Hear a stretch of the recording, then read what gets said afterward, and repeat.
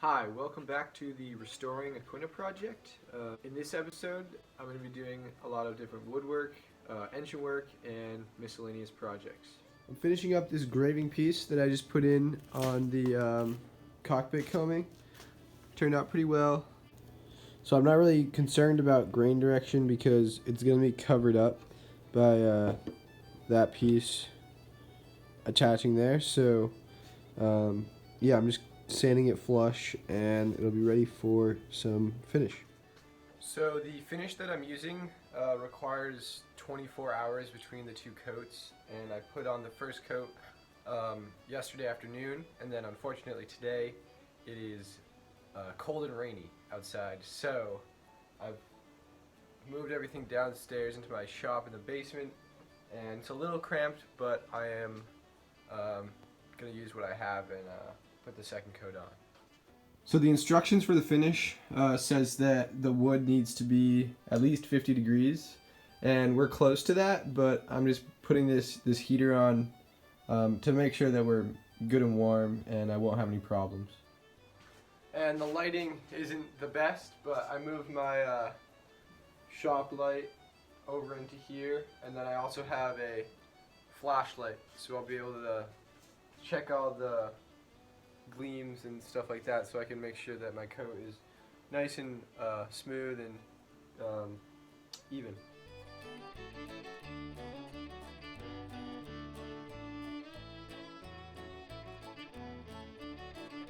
So I just finished replacing the impeller and lower unit engine oil. It went well. Some of the screws and bolts gave us a little bit of trouble, but all in all, not too bad. The oil wasn't in horrible shape, but definitely need to be done. The impeller wasn't, none of the arms were broken, but they were just misshapen and they were not very elastic. So, yep, I took it all apart and gave all the things I took off a scrub and a clean, and put it all back together. And so now I just have to probably get a new fuel filter, and then an adapter to connect to the new fuel pump, because I'm going to be keeping a fuel pump in the engine locker on the back of the boat, so I'll have it connected to that. I now have both of the spreaders fully sanded, and all the bolt holes drilled and lined up. These were salvaged off of a abandoned boat, and then I had to cut them down about 5 inches or so to fit the size of them for my boat. The ones that were previously on the boat were one of them had cracked, and then inside the crack you could see a lot of like little tiny holes that were made by some sort of bug.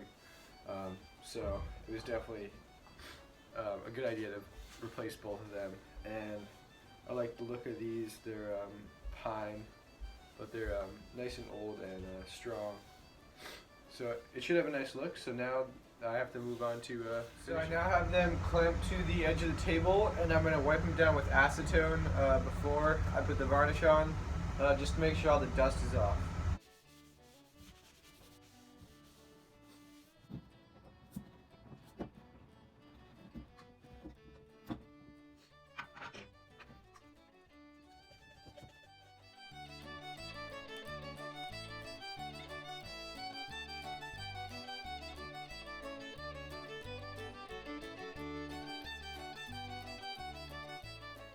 And here we are with the first coat on the spreaders.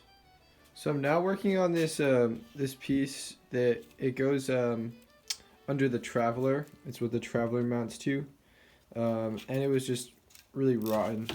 And so I have this piece of mahogany here that's good lengthwise, and then I'm just gonna glue on another piece to count for this little extension. I'm not sure what this what actually attaches to this, but I'll figure out when we put it on the boat.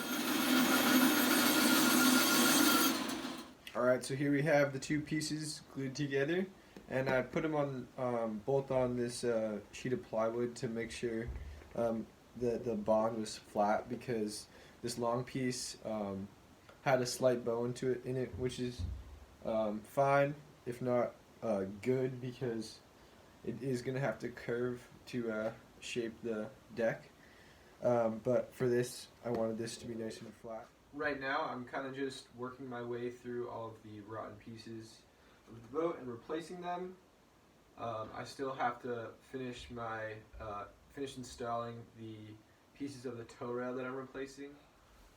That's all I have time for in this video, but there should be some more along the way pretty soon. Thank you.